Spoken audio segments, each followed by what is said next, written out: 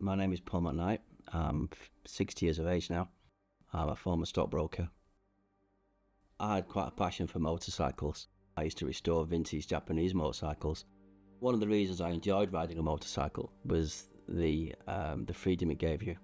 And although my wife is a yoga instructor, I don't take part in yoga. I used to use riding the motorcycle as my therapy. On the day that I had my accident, it was a beautiful May day. It was sunny and it was 1:30 in the afternoon. I had taken the motorcycle out to get it warm and dry to put it away. I drove down the main bypass and took a left turn onto the coast road, rode 100 yards, and a car pulled out from a side road in front of me to take a right turn. I was doing about 40 miles an hour. I avoided the car that took the right turn in front of me. I missed him by a fraction. However, what I couldn't avoid was the car that had tailgated him out to do the same manoeuvre without looking, and I hit him at 40 miles an hour. I was thrown over the top of the car. I hit the car all the way over, and I landed about 15 foot on the other side in a bit of a mess.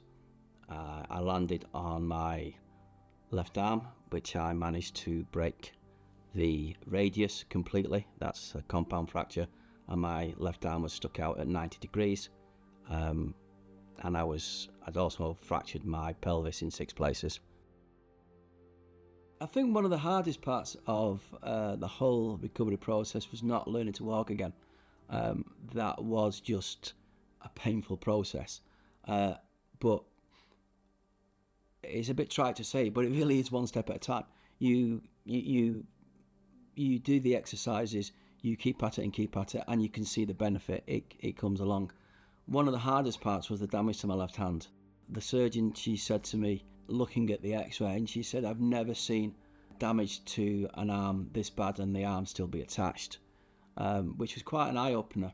I had a meeting with the hand surgeon with a view to going back into the hand to have an operation called an osteotomy. This was still within the NHS. John, the physio, asked him, well, what's your time of waiting for this? And he said it's 12 months at the moment, the waiting time on the NHS. And at that point, the next question that John asked was, well, what's the waiting time on your private practice? And he said about 3 weeks. The next day, Leigh had contacted the surgeon and had booked me in for that osteotomy operation 3 weeks later. And that was a major turning point in the recovery in the left arm. And it's this arm here, and it now looks normal again. The NHS are really good at picking you up off the road and putting you back together again. They are fantastic at that. However, I knew that I would need a large amount of work and help to get myself back on my feet to re-enter my life at some point. The costs of the physio were stood by Leigh immediately. There was no money required for me to pay for the physio, and I know from experience just how much that physio would charge, because his normal clientele are professional golfers and professional footballers. So I would hate to have had to have picked up the tab on that. In my former job, I had actually had dealings with Leigh solicitors. I knew from my dealings with Leigh and from my colleagues dealing with Leigh that Leigh's reputation was excellent. The solicitor who I spoke to, she asked all the right questions. She was very knowledgeable, and she set things in motion whilst I was still on the ward.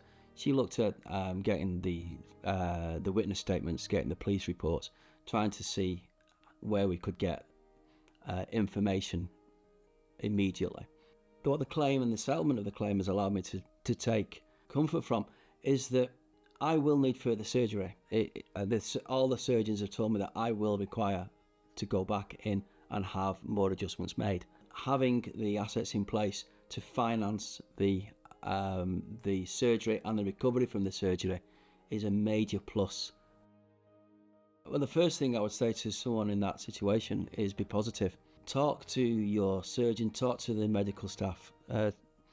ask them questions and be forthright with them, and don't give up. 3 words for describing Leigh Day: knowledgeable, professional, and more than anything else, approachable.